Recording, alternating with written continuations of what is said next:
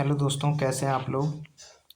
इस वीडियो में हम लोग देखेंगे कि अगर आप रॉन्ग यूपीआई ट्रांजैक्शन कर देते हैं या रॉन्ग अकाउंट नंबर में पैसा ट्रांसफ़र कर देते हैं तो आप उसे 2 मिनट में कैसे वापस कराएंगे। तो चलिए स्टार्ट करते हैं। मेरा नाम है एडवोकेट मुकेश शर्मा। आप देख रहे हैं मेरा official YouTube channel Mukesh Kumar Sharma.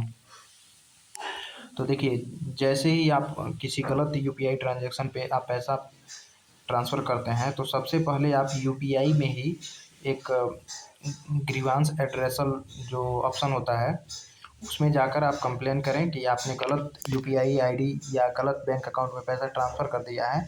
अगर उसमें आपको ऑप्शन नहीं मिल रहा है तो आप सबसे ज़रूरी है कि आप अपने बैंक से संपर्क करें। तुरंत आप अपने बैंक ब्रांच जो भी है ब्रांच से संपर्क करें। आप उसे बताएं कि आपने कैसे गलत बैंक अकाउंट में पैसा भेज दिया है और टाइम डेट वो आपसे पूछेंगे लोग, ठीक है।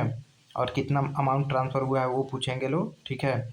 और उस पर कार्रवाई करेंगे लोग। जैसे आप उनको सारी इन्फॉर्मेशन देंगे वो ये पता करेंगे कि उस व्यक्ति का, जिस व्यक्ति के अकाउंट में आपने पैसा डाला है उसका भी अकाउंट अगर उसी सेम बैंक में होगा तो वो तुरंत कार्रवाई करेंगे। अगर दूसरे बैंक में भी होगा तो भी आप वो उस बैंक से जो है बात करेंगे, ठीक है।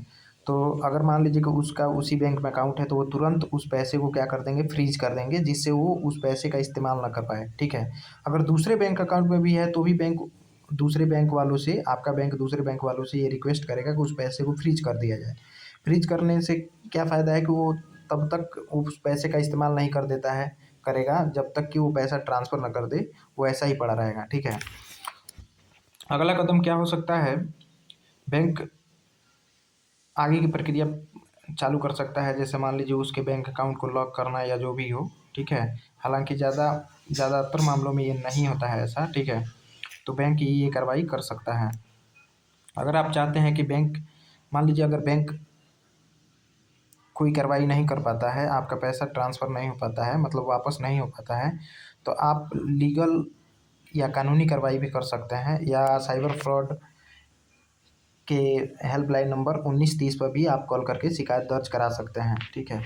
कानूनी कार्रवाई क्या हो इसके लिए मैं एक अलग से वीडियो बना दूंगा। अगर आप चाहते हैं कि आगे की प्रक्रिया क्या होनी चाहिए, जिससे मान लीजिए बैंक अगर आपका पैसा रिफंड कराने में सहायता नहीं कर पा रहा है तो आप आगे की कानूनी प्रक्रिया क्या कर पाएंगे, तो कमेंट बॉक्स में कमेंट करें, मैं ज़रूर अगला वीडियो लाऊंगा। धन्यवाद।